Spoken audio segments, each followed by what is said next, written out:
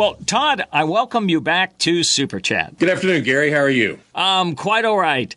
Can you give our listeners an update on the very latest related to your new buildings? Thanks for the opportunity. The new buildings are going well. Still on pace to meet our goal of opening all three in August 2018. We've done a lot with developing what the internal pieces of the building will be and some external pieces. And just to remind voters that our whole goal of going through this process is to make sure that everything we design meets the OFCC design minimum requirements.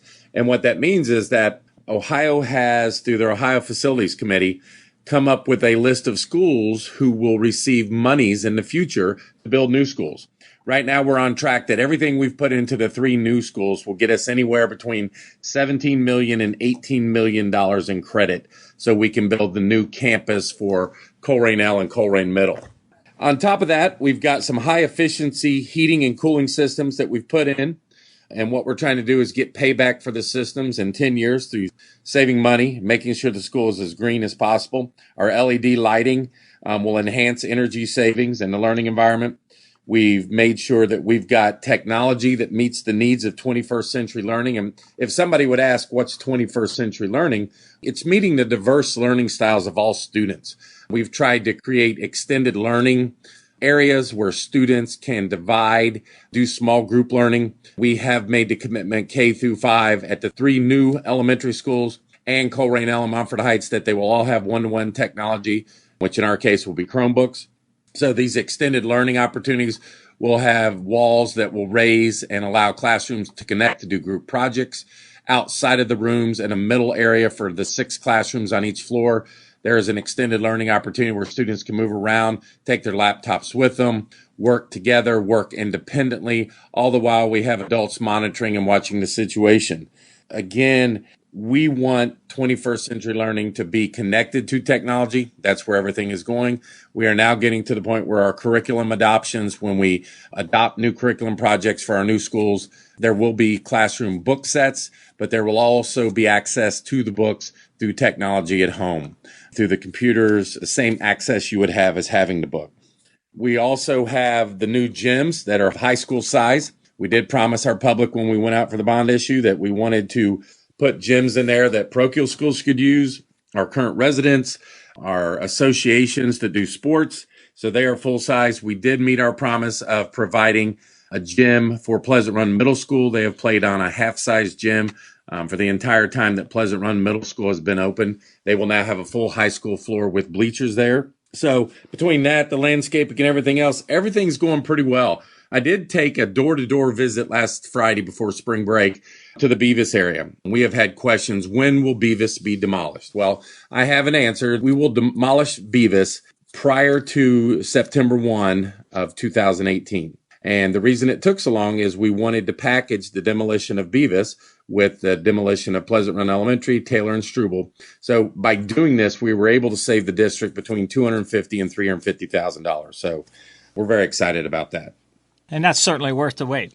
That's great. Good timing. I suppose it goes without saying, because facilities today are designed in such a way that they're looking out decades to project what education will be like in the future. And it's already quite different. But it's fair and probably goes without saying that these facilities are, without question, state of the art. Oh, yeah. And just how important natural lighting is to kids, LED lighting, kids with vision problems.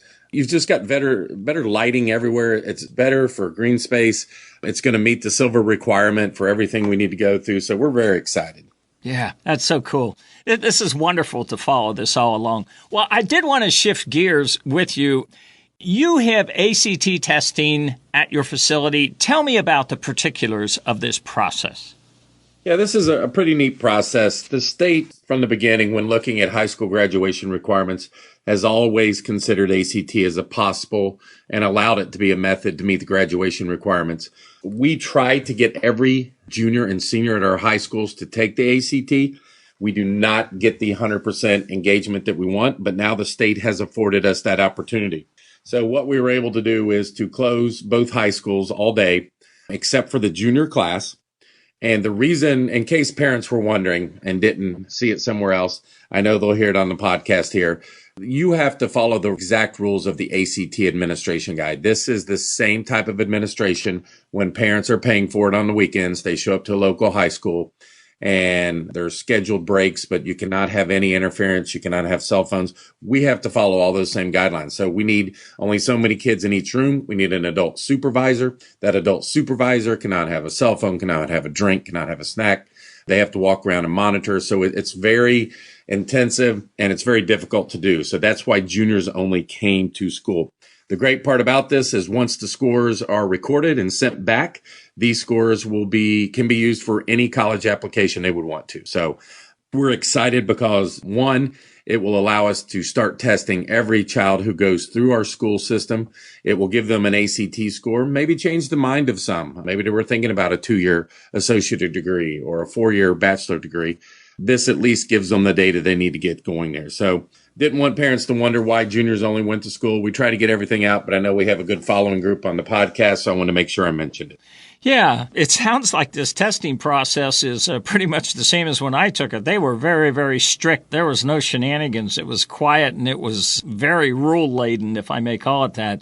But, well, good. That's wonderful. And it does give a convenient opportunity for those wanting to get in there and take that ACT.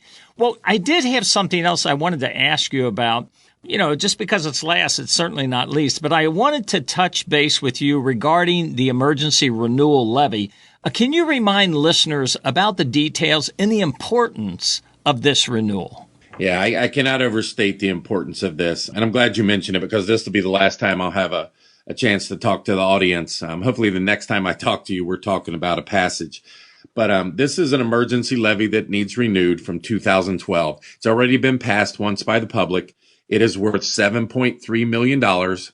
It is just a renewal of what was already passed once. The $7.3 million, if people are asking, well, why does the school district need this? It allows us to have smaller class sizes. It allows us to do little things like field trips, continue with curriculum adoptions, continue with one-to-one technology K through 12, continue to keep all our music, art, and PE in place, continue to allow us to keep busing in place, custodial and maintenance. This would affect sports and music if it does not pass. This would affect enrichment and gifted services if it does not pass. It basically can interfere with a lot of things. This is our daily operations. We had to pass this in 2012 because the state cut funding. Now, if they do vote for it and they do pass it this time, what does it do for the voter? Well, one, it'll lower the taxes of a homeowner by $6 a year. The biggest thing it will do is keep the homestead and rollback relief tax incentives in place for this levy, which is about $20 to $25 for a property owner. And what the rollback and homestead tax relief incentives do is it has the state pay them for them. If this levy does not pass, they lose that for this levy and you can never get it back. In 2013, the state started removing it from all levies. But as long as you had one current and existing, you were able to grandfather it in. So it's very, very important. What does it do for parochial parents is sometimes what we get questions about. You know, when we built the new buildings, we talked to parochial parents. What did they want to see? We wanted to go into more 21st century learning. We wanted facilities that could be leased or rented out by them. But when you talk about money and what Northwest Local Schools, they get a portion of our Title I money that we are in charge of meeting with the principals of the parochial schools, divvying the money out. Any hiring that comes from that or placement of aides or teachers or any special education teachers or special education student needs is all hired and placed by us. It's auxiliary money that from the state that flows to the district. We offer them support through our treasurer's office for state and federal funds. We have an assistant director of special education that consults with all schools. We try to work with them. And most importantly, it provides transportation. So this is big for not only our parents who are enrolled in all of our schools, but also all the parochial schools in our district. This can affect all of this. And to have this being voted on and renewed to lower your taxes $6 a year, keep the homestead and rollback taxes in there. It's just a great opportunity for this district to keep us where we're going, and that's straight ahead. Our scores are moving forward. Our student achievement is increasing. So we are very excited about what this can do for us. We have our levy rally tomorrow night from 6 to 8 at Northgate Mall. We'll be passing out yard signs. April 22nd, we will be doing door-to-door flyer deliveries. And it depends on what the school wants to do. They can do that Saturday or that Sunday. We will do Rally on the Corner. Folks need to look for mailers that will go home today and tomorrow. They are postcard sized that talks about the levy. We're just trying to get the word out every way we can. And then lastly, we will be making phone calls home because this is the only thing on the ballot May 2nd. And so we need to make sure our voters get out. It won't be like the presidential elections back in November. This will be walk in, vote, you're back out within 2 to 3 minutes, as long as it takes you to register and sign. So we just really need folks to show up. We need them to understand how important this is to our community and how important it is for our students. Well, Todd, I'll tell you what, a good cruise through some important topics regarding Northwest local schools. It's always a good opportunity when you can share these details, what's going on, as it were, with your stakeholders. I appreciate you joining me today here on SuperChat. Thanks, Gary. Have a great day.